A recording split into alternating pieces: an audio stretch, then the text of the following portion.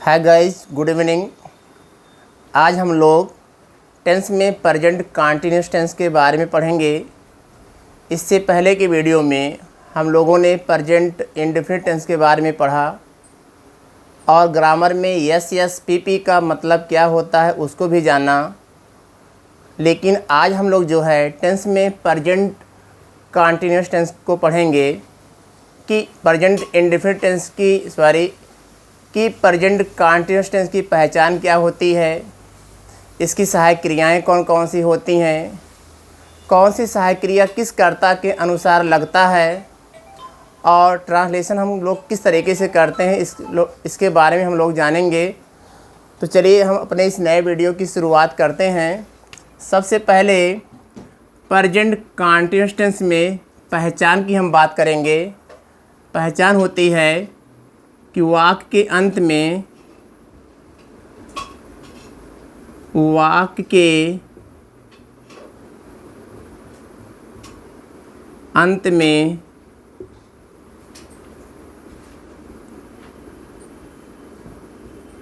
रहा है,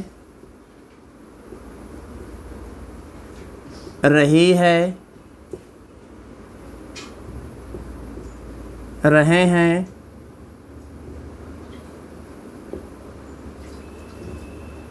तथा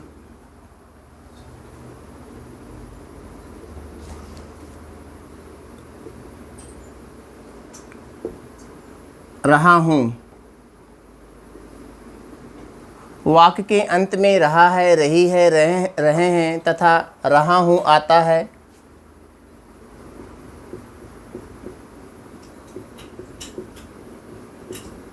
ये प्रेजेंट कंटीन्यूअस टेंस की पहचान है।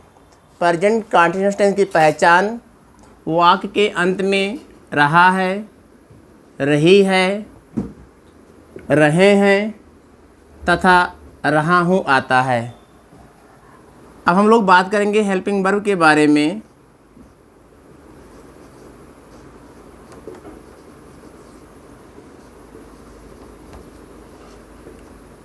Helping verb present continuous tense में 3 होती हैं। इज होता है, एम होता है और आर होता है। हमको ये देखना है कि इज का प्रयोग किसके साथ करते हैं, एम का प्रयोग किसके साथ करते हैं और आर का प्रयोग किसके साथ करते हैं। तो प्रेजेंट कंटीन्यूअस टेंस में प्रोनाउन आई, इसके साथ हम लोग एम का प्रयोग करते हैं। उसके बाद ही, सी, इट तथा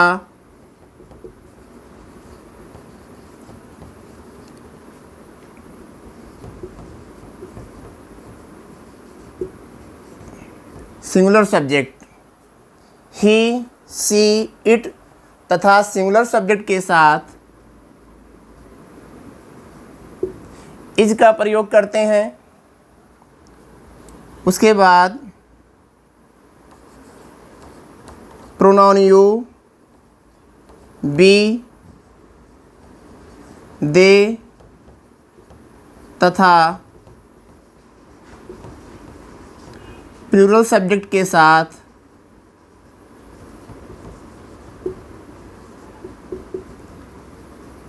आर का प्रयोग किया जाता है।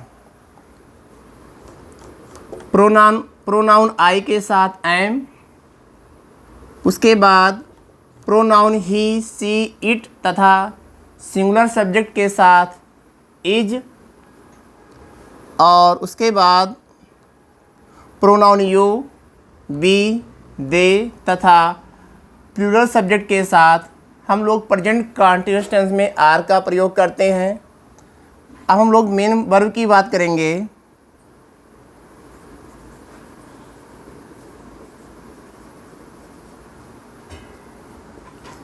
मेन वर्ब में इसमें क्रिया की फर्स्ट फॉर्म का प्रयोग करने के बाद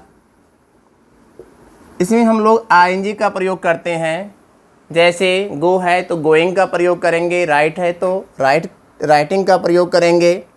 इसी तरीके से जो भी क्रियाएं हमारी होती हैं उनके फर्स्ट फॉर्म में हम आईएनजी लगाते चले जाएंगे, या हम एक कह सकते हैं present participle form of the verb. Present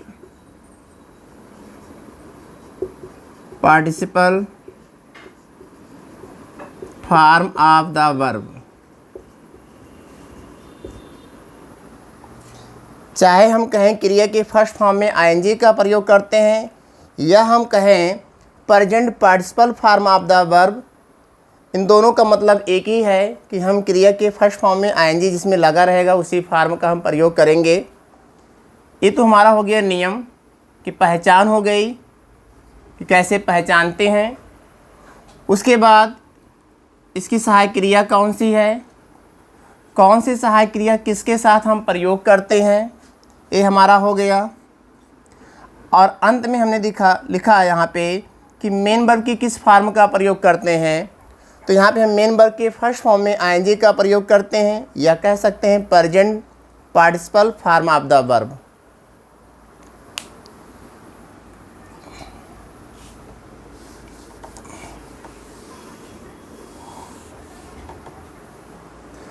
अब हम लोग ट्रांसलेशन में सबसे पहले असर्टिव सेंटेंस को पढ़ेंगे। असर्टिव सेंटेंस को हम डिक्लेरेटिव सेंटेंस भी कहते हैं, और असर्टिव सेंटेंस या डिक्लेरेटिव सेंटेंस में वाक्य हमारा अफर्मेटिव और नेगेटिव होता है। तो दोनों प्रकार के वाक्य हम सॉल्व करेंगे, यहाँ पे बनाना सीखेंगे। तो सबसे पहले हम पैटर्न की बात करें कि सबसे पहले असर्टिव सेंटेंस के लिए हम सब्जेक्ट को लिखते हैं। यस यू बी हमने यहाँ पे लिखा है, ये सब्जेक्ट है।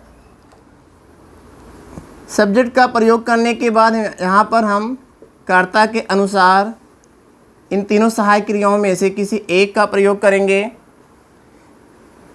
उसके बाद यहाँ पर हम क्रिया के फर्स्ट फॉर्म प्लस उसमें आईएनजी लगाएंगे। यदि वाक्य में ऑब्जेक्ट है तो ऑब्जेक्ट को लिखेंगे, और एक्स्ट्रा वर्ड लिखेंगे अगर है तो, और फुल स्टॉप लगाएंगे। जैसे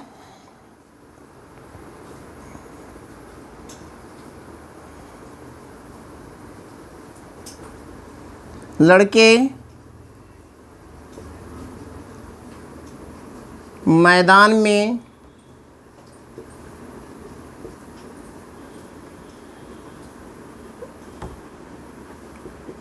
पतंग उड़ा रहे हैं।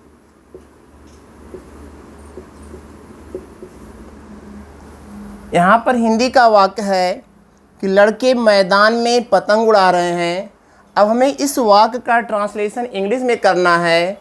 तो हमने आपको इसके पहले के वीडियो में बताया कि किसी भी वाक्य का हमें हिंदी से अगर इंग्लिश बनाना है, ट्रांसलेशन करना है, तो दो चीज़ों को जानना ज़रूरी है। पहला, टेंस की पहचान करें। उसके बाद सेंटेंस हमारा कैसा है उसकी पहचान करें। तो अगर हम टेंस की बात करें तो टेंस हमारा जो है एक प्रेजेंट कंटीन्यूअस है, क्योंकि यहाँ पे लिखा है रहे हैं आता है, तो वाक्य के अंत में रहे हैं आया हुआ है, ये हमारा प्रेजेंट कंटीन्यूअस टेंस है। और सेंटेंस की अगर हम बात करें तो सेंटेंस हमारा असर्टिव सेंटेंस है, जो कि अफर्मेटिव मोड में है। अब इसका ट्रांसलेशन करने के लिए यहाँ पर लिखा हुआ कि सबसे पहले हम सब्जेक्ट का प्रयोग करते हैं। तो इस वाक्य में सब्जेक्ट हमारा जो है लड़के है, तो लड़के हम लिखेंगे यहाँ पर द बॉयज़।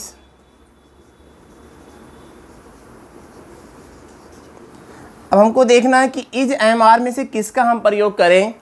तो द बॉयज़ हमारा जो है बहुवचन करता है, प्लूरल सब्जेक्ट है, इसलिए हम यहाँ पर आर का प्रयोग करेंगे, the boys are.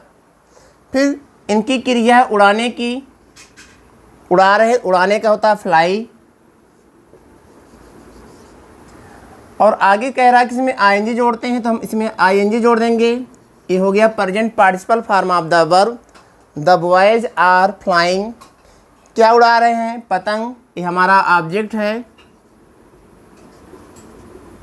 The kite. उसके बाद इसमें लिखा हुआ मैदान में, तो में के लिए हम इनका प्रयोग करते हैं, और मैदान के लिए हम लिखेंगे the field. The boys are flying the kite in the field. इस तरीके से हम लोग ट्रांसलेशन करते हैं। अगला एग्जाम्पल हमारा है,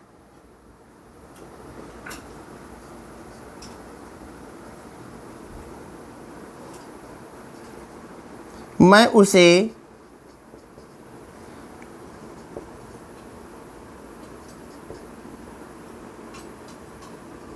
नहीं बुला रहा हूँ।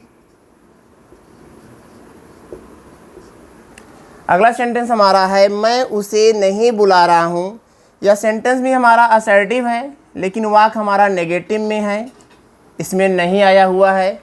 तो जब वाक्य हमारा नेगेटिव होगा तो हम मुख्य क्रिया से पहले और सहायक क्रिया के बाद में नाट का प्रयोग करते हैं। तो कहने मतलब कि नाट का प्रयोग हम यहाँ करेंगे, मुख्य क्रिया से पहले और सहायक क्रिया के बाद। तो इस वाक्य का कर्ता है मैं, तो मैं की इंग्लिश होती है आई के साथ हम लोग यूज़ करते हैं एम। आई एम हो गया। बुलाने का फर्स्ट फॉर्म होता है कॉल। कॉल मीन्स बुलाना। अब चूँकि कॉन्टिन्यूअस है तो हम यहाँ पर आईएनजी लगाएंगे, आई एम कॉलिंग। सॉरी, वाक्य हमारा नेगेटिव है तो यहाँ पर हम नॉट का प्रयोग करेंगे। I am not calling. उसे का हिम या हर। इस तरीके से हमारा जो है हिंदी का वाक्य अंग्रेजी में होगा, I am not calling him या हर, क्योंकि उसे का हिम भी होता है और हर भी होता है। दोनों में से हम किसी का एक का प्रयोग कर सकते हैं। चलिए कुछ और एग्जाम्पल हम सॉल्व करते हैं।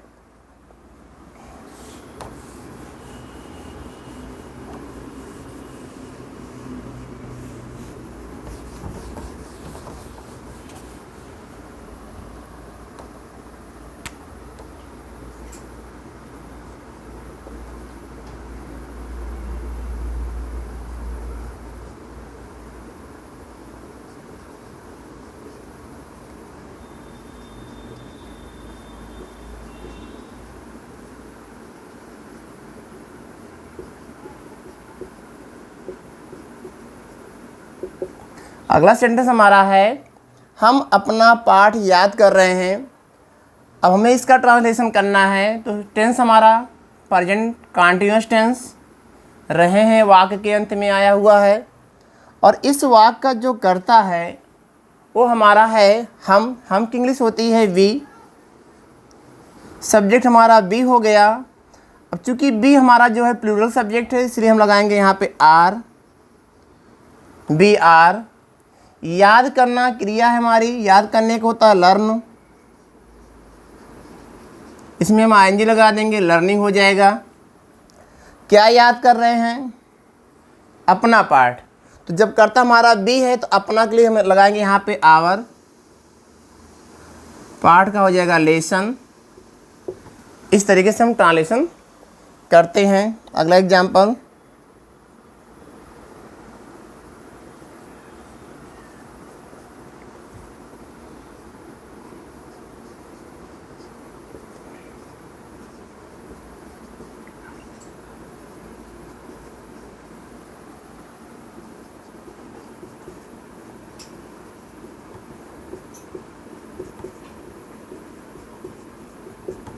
अगला सेंटेंस हमारा है, रेखा अपने कार्य को नहीं कर रही है। टेंस हमारा प्रेजेंट कंटीन्यूअस टेंस। इस वाक्य का जो कर्ता है वो रेखा है, जो कि एक नाउन है, प्रॉपर नाउन। रेखा सिंगुलर सब्जेक्ट है, इसलिए हम इसके साथ इसका प्रयोग करेंगे, रेखा इज। और वाक्य नेगेटिव है। तो हमने आपको बताया कि जब असर्टिव सेंटेंस नेगेटिव में रहेगा तो मुख्य क्रिया से पहले और सहायक क्रिया के बाद में नाट का प्रयोग करेंगे। तो यहाँ लिखेंगे हम नाट। करने को होता है डू, आईएनजी लगाएंगे, डूइंग हो जाएगा। रेखा इज नॉट डूइंग, रेखा नहीं कर रही है। क्या नहीं कर रही? अपने कार्य को, अपने कार्य को। तो रेखा इज नॉट डूइंग को के लिए हम टू लगाएंगे। और अपने के लिए हमने आपको बताया कि कोई फिक्स वर्ड नहीं है, उसके लिए हमें कर्ता के अनुसार ही लिखना होता है। रेखा चूँकि एक लड़की है तो इसके लिए हम प्रोनाउन हर का प्रयोग करेंगे, her work. Rekha is not doing to her work, Rekha अपने कार्य को नहीं कर रही है। अब हम लोग इंट्रोगेटिव सेंटेंस के बारे में पढ़ेंगे। अब हम लोग पढ़ेंगे इंटेरोगेटिव सेंटेंस के बारे में। इंटेरोगेटिव सेंटेंस दो तरीके के होते हैं, एक होता है फर्स्ट टाइप और एक होता है सेकंड टाइप। फर्स्ट टाइप किसे कहते हैं और सेकंड टाइप किसे कहते हैं, इसको हम इसके पहले के वीडियो में बता चुके हैं। एक बार हम फिर आपको रिमाइंड करवाना चाहते हैं कि फर्स्ट टाइप इंट्रोगेटिव सेंटेंस उसे कहते हैं जब हिंदी वाक्य की शुरुआत क्या से हुआ रहता है, तो हम उसे फर्स्ट टाइप इंट्रोगेटिव सेंटेंस कहते हैं। और सेकंड टाइप इंट्रोगेटिव हम उसे कहते हैं जब हिंदी के वाक्य में कब, कहाँ, क्यों, कैसे, कौन, किसने, किसका, किसकी, कितना, कितने ऐसे शब्द आते हैं, तो उसे हम सेकंड टाइप इंट्रोगेटिव सेंटेंस कहते हैं। तो हम इसका ट्रांसलेशन करने के बाद पैटर्न बना रहे हैं। सबसे पहले हम लिखेंगे यहाँ पर इज, एम, आर, उसके बाद सब्जेक्ट लिखा जाएगा, फिर यहाँ पे V1 उसमें ing लगाएंगे, ऑब्जेक्ट होगा, एक्स्ट्रा वर्ड होगा यदि है तो, और अंत में क्वेश्चन मार्क होगा।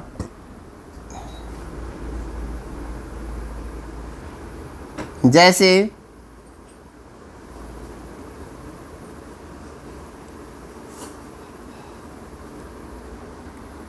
क्या तुम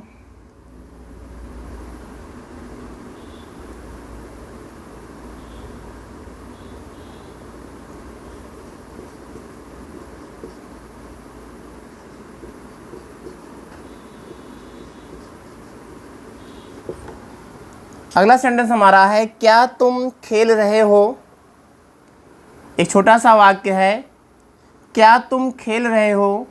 टेंस हमारा प्रेजेंट कंटिन्यूअस है।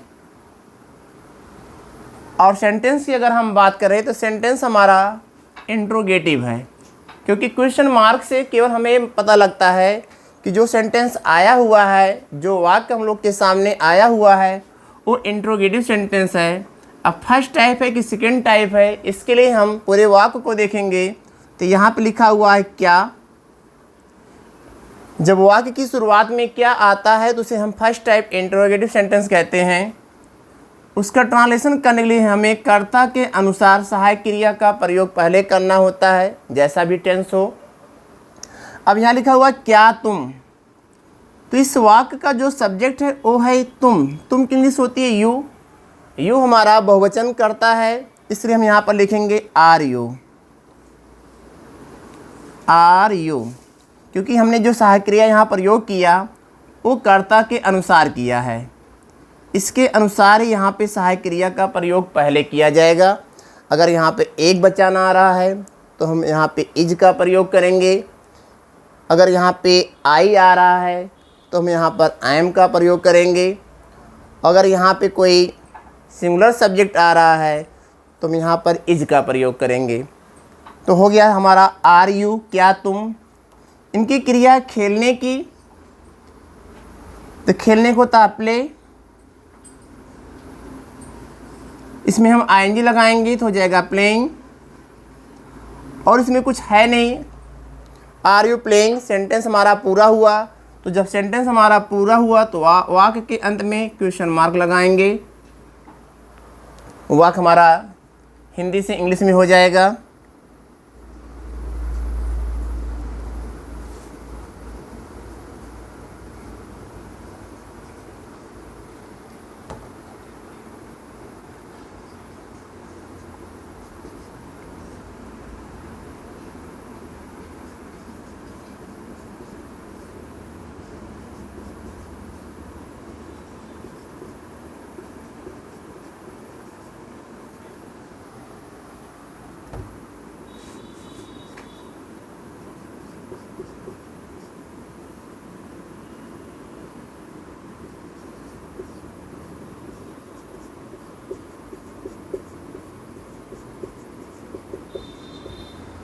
अगला सेंटेंस हमारा है, क्या वह अपने पिताजी के साथ सुल्तानपुर जा रहे हैं। इस वाक्य का ट्रांसलेशन हमें करना है। अब आप यहाँ देख रहे हैं कि सेंटेंस हमारा इंट्रोगेटिव है, क्योंकि यहाँ पे क्वेश्चन मार्क लगा हुआ है, और यहाँ पे फर्स्ट टाइप इंट्रोगेटिव है क्योंकि वाक्य की शुरुआत क्या से है। और टेंस की अगर हम बात करें तो हमारा प्रेजेंट कंटीन्यूअस है। अब इसका ट्रांसलेशन करने का जो पैटर्न है, सबसे पहले सहायक क्रिया कर्ता के अनुसार, तो कर्ता हमारा वह है, इसलिए यहाँ पे हम लिखेंगे आर, वह का दे, आर दे। क्रिया है जाने की, तो यहाँ लिखेंगे गो, आईएनजी लगाएंगे, गोइंग हो जाएगा। आर दे गोइंग, क्या वह जा रहे हैं। कहाँ जाने की बात हो रही, सुल्तानपुर, तो are they going to Sultanpur.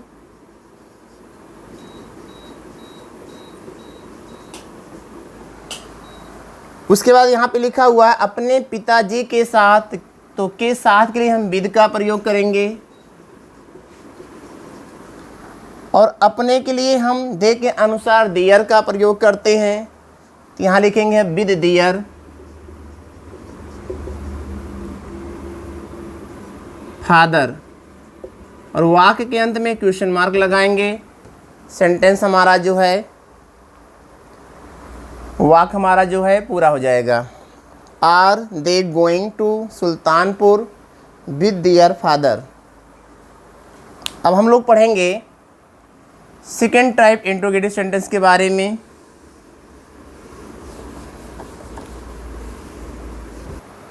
अब हम लोग पढ़ेंगे इंट्रोगेटिव सेंटेंस सेकेंड टाइप के बारे में। तो हमने फर्स्ट टाइप को यहाँ पर सेकेंड टाइप कर दिया, और जो फर्स्ट टाइप का पैटर्न हमारा था, यहाँ पे एक शब्द हमने बढ़ा दिया, WH वर्ड। एक शब्द हमने बढ़ा दिया WH वर्ड, उसके बाद इज एम आर कर्ता के अनुसार, फिर सब्जेक्ट क्रिया की फर्स्ट फॉर्म, उसमें आईएनजी का प्रयोग करते हुए आगे बढ़ेंगे। ऑब्जेक्ट, ऑब्जेक्ट का प्रयोग करने के बाद ETC, और अंत में क्वेश्चन मार्क लगाएंगे।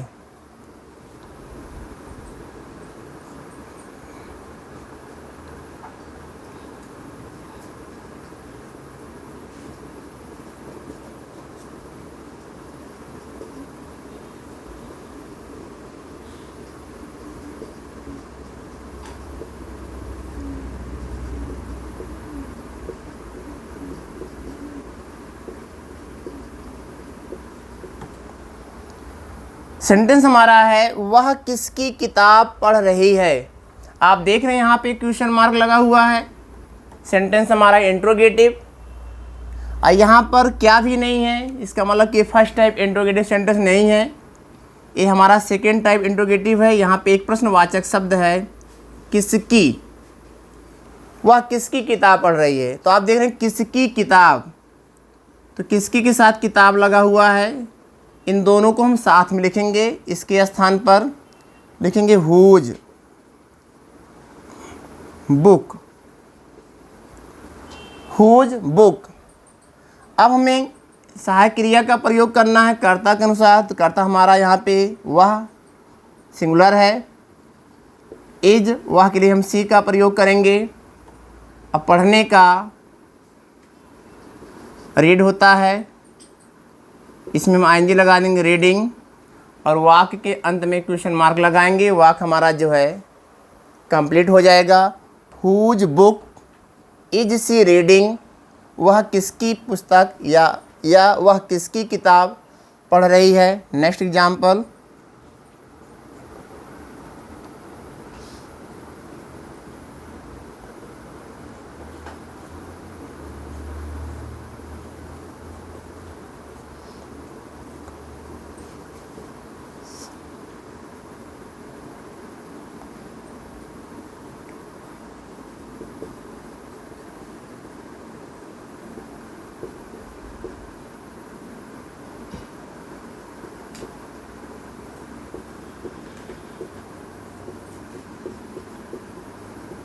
अगला सेंटेंस हमारा है, तुम कौन सा किताब खरीद रहे हो।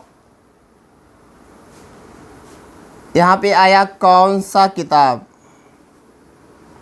तो कौन सा के लिए हम विच का प्रयोग करते हैं, विच हो गया। और किताब के लिए यहाँ लिखेंगे बुक,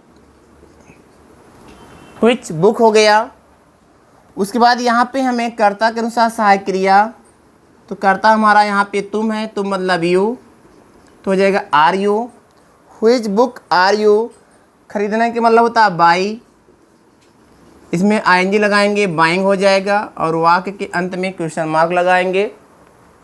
इस तरीके से सेंटेंस हमारा कंप्लीट हो जाएगा।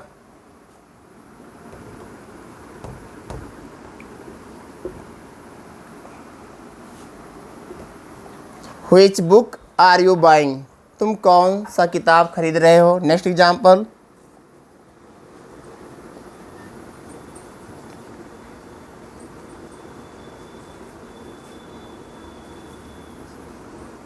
तुम्हारी कक्षा में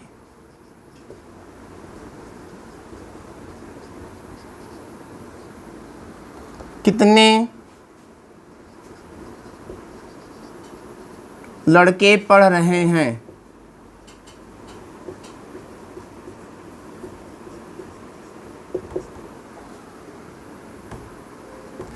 अगला सेंटेंस हमारा है, तुम्हारी कक्षा में कितने लड़के पढ़ रहे हैं।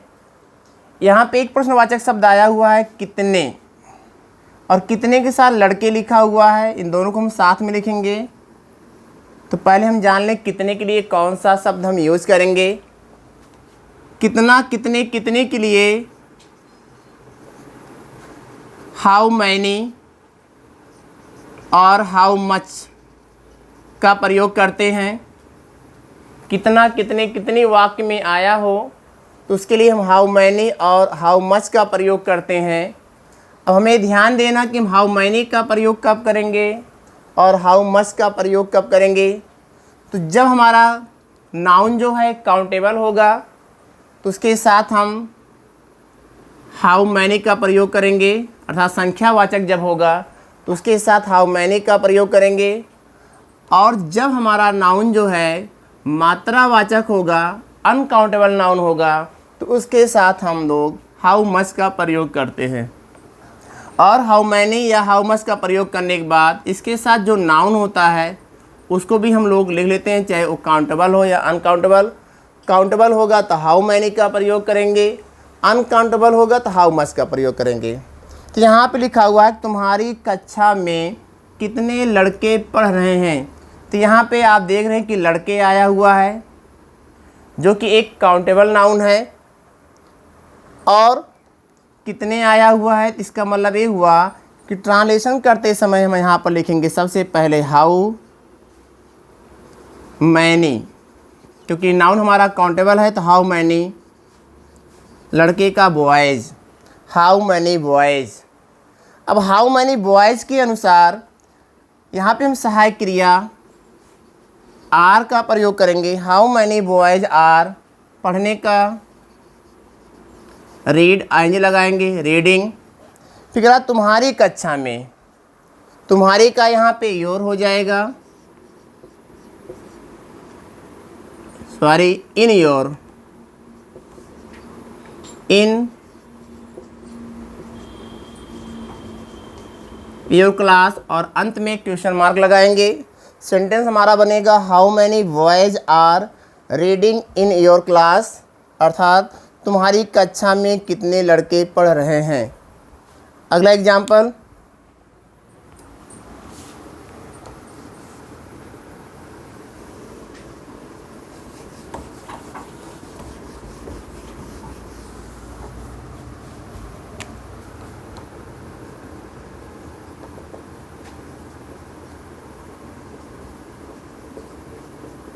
वह कितना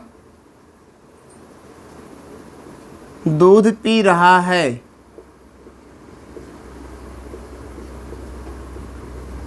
अगला सेंटेंस हमारा है वह कितना दूध पी रहा है। आप देख रहे हैं यहाँ पे कितना आया हुआ है और कितना के साथ एक नाउन है दूध। अब हमको यहाँ पे देखना है कि हम क्या लिखें, हाउ मैनी लिखें कि हाउ मच लिखें, तो दूध जो है हमारा अनकाउंटेबल नाउन है, इसलिए हम हाउ मैनी का प्रयोग नहीं करेंगे, हाउ मच का प्रयोग करेंगे। तो यहाँ लिखेंगे हाउ मच। दूध का लिखेंगे मिल्क, हाउ मच मिल्क।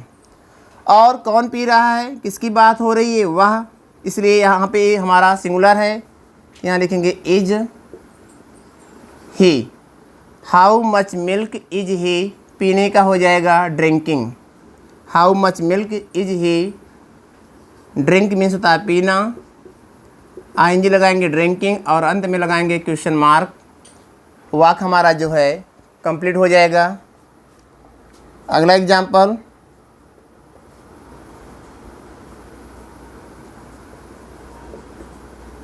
वह क्यों रो रही है।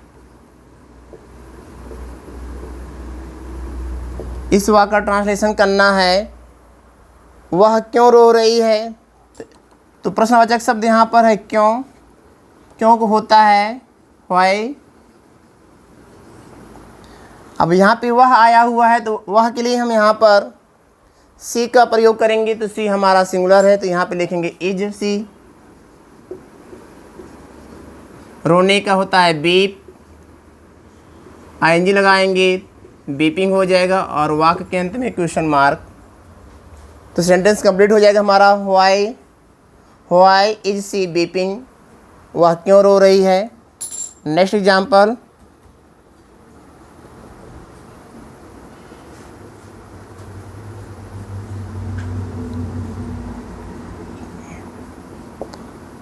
तुम कहाँ रह रहे हो। अगला सेंटेंस हमारा है, तुम कहाँ रह रहे हो। तो कहाँ का इंग्लिश होता है वेयर। अब कर्ता हमारा तुम है, इसके अनुसार आर यू। रहने को होता है लिव, आईएनजी लगाएंगे लिविंग हो जाएगा और अंत में क्वेश्चन मार्क लगाएंगे। सेंटेंस हमारा कंप्लीट हो जाएगा। अब हम लोग आगे पढ़ेंगे कि जब हिंदी के वाक्य में कौन या किसने आ जाए तब उसका ट्रांसलेशन कैसे करेंगे।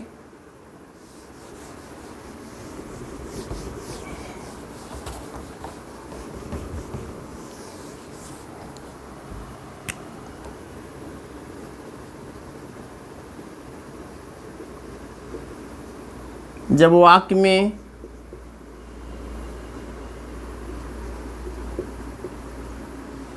कौन या किसने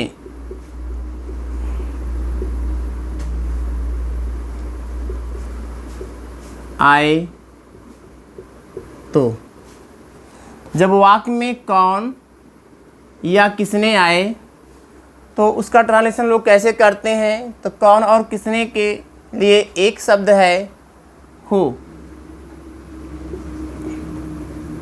हम लोग हु का प्रयोग करते हैं। जैसे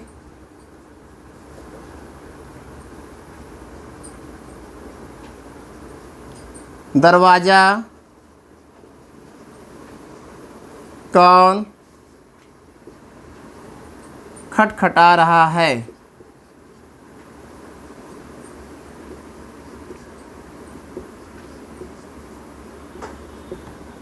सेंटेंस हमारा है दरवाज़ा कौन खटखटा रहा है।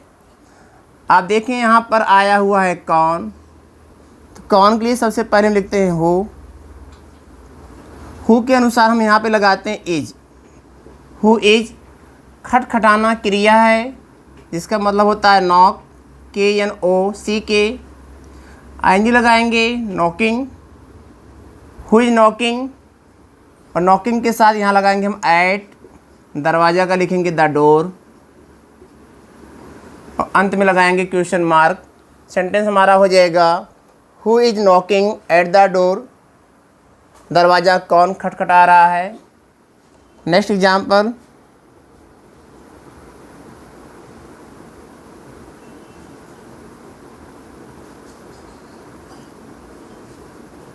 तुम्हें कौन नहीं पढ़ा रहा है।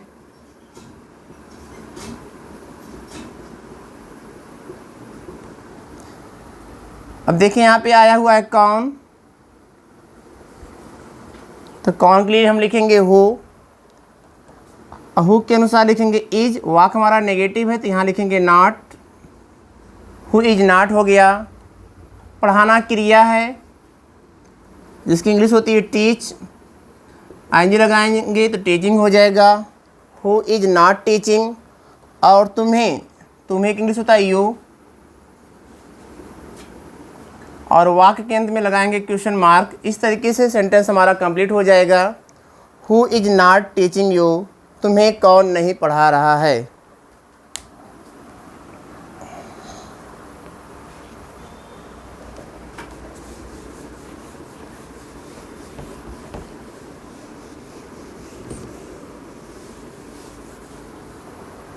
एक चीज़ हम आप लोग को बताना चाहेंगे कि जब हिंदी के वाक्य में अपना, अपने, अपनी आ जाए तो किस शब्द के साथ हम अपना, अपनी या अपने के लिए कौन सा शब्द का प्रयोग करते हैं।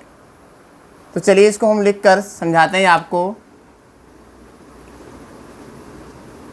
जब वाक्य में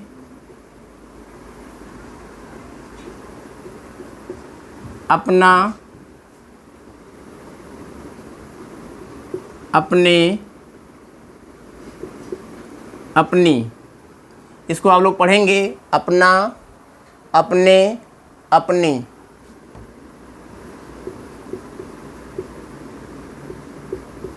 आया हो तो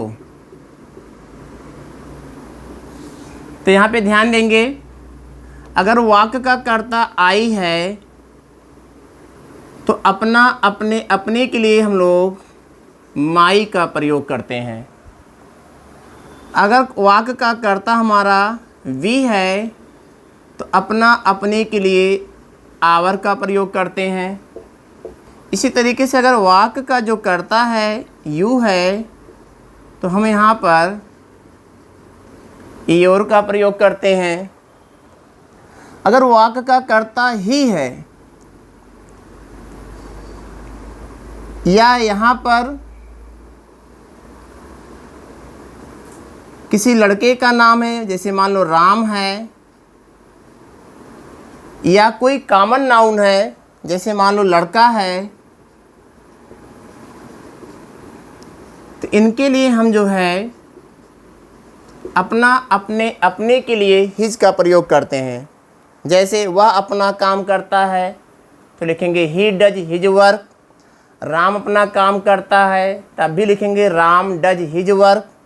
और लड़का अपना काम करता है तब भी हम लिखेंगे the boy does his work. इस तरीके से हम हिज का प्रयोग करते हैं।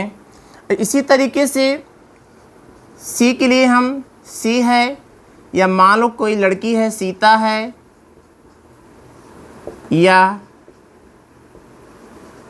लड़की शब्द आया तो इसके लिए हम यहाँ पर हर का प्रयोग करते हैं। जैसे वह अपना काम करती है तो लिखेंगे सी डज हर वर्क। सीता अपना काम करती है तो लिखेंगे सीता डज हर वर्क। लड़की अपना काम करती है तो लिखेंगे the girl does her work. और अगर वाक्य का कर्ता दे है तो हम लोग दियर का प्रयोग करते हैं। और अगर वाक्य का कर्ता हमारा बहुवचन है, जैसे मान लो बॉयज है, बॉय नहीं, ध्यान दीजिएगा, बॉयज है, गर्ल्स है, स्टूडेंट है, स्टूडेंट्स, या और कोई प्रोनाउन या नाउन हमारा जो बहुवचन में आया हो तो उसके साथ भी हम अपना, अपने, अपने के लिए दियर का ही प्रयोग करते हैं। जैसे एक एग्जाम्पल मैं आपको बता रहा हूँ।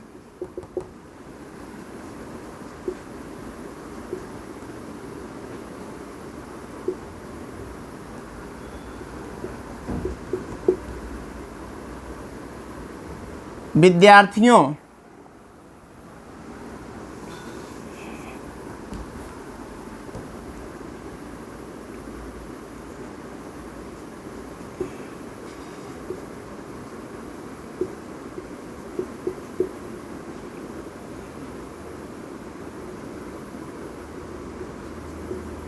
जैसे विद्यार्थियों ने अपना कार्य पूरा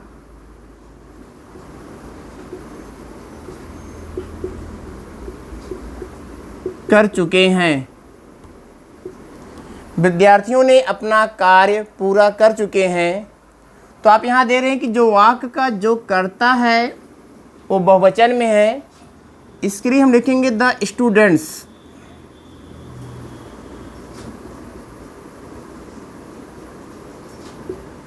द स्टूडेंट्स हो गया। टेंस हमारा प्रेजेंट परफेक्ट टेंस है, द स्टूडेंट्स बहुवचन है, इसलिए यहाँ पे हम लगाएंगे हैव। The students have. अब पूरा करना क्रिया है, कंप्लीट का हम लिखेंगे third form completed. The students have completed. विद्यार्थियों ने अपना काम पूरा कर चुके हैं या पूरा कर लिए हैं। अपना कार्य, अब आप यहाँ देख रहे हैं आया हुआ अपना, तो अपना के लिए जब आपका कर्ता बहुवचन में होगा या दे होगा तो अपना अपने अपने के लिए दियर का प्रयोग करेंगे, their work. The students have completed their work. इस तरीके से हम अपना अपने अपने के लिए इन शब्दों का प्रयोग करते हैं। एक हम आपको और बता रहे हैं, इट, जब करता इट हो तो अपना अपनी के लिए इट्स का हम प्रयोग करते हैं। जैसे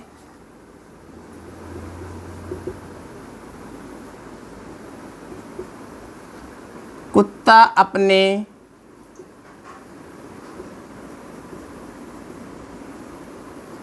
मालिक के पीछे